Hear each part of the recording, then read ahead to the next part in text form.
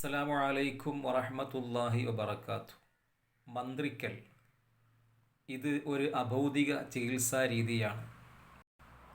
മന്ത്രിക്കൽ അനുവദനീയവും അതിലുപരി സുന്നത്തും കൂടിയാണ്.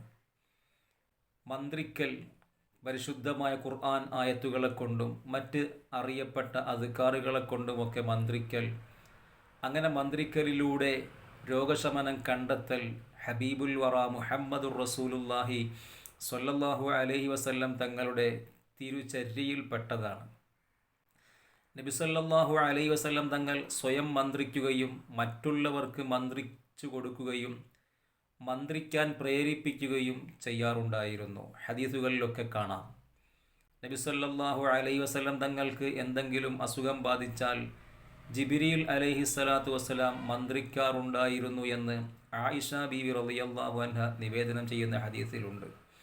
ഇമാം നവവി റളിയല്ലാഹു അൻഹു എഴുതുന്നു, ഖുർആനിക ആയത്തുകൾ കൊണ്ടും അതുപോലെ ദിക്റുകളെ കൊണ്ടും മന്ത്രിക്കൽ അത് അനുവദനീയമാണ്, പൂർവോപരി സുന്നത്തും കൂടിയാണ് എന്ന് മഹാനവകൾ എഴുതുന്നു. സത്യം മനസ്സിലാക്കി ജീവിക്കുവാൻ അല്ലാഹു സുബ്ഹാനഹു വ തആല തൗഫീഖ് നൽകുമാറാകട്ടെ. അസ്സലാമു അലൈക്കും.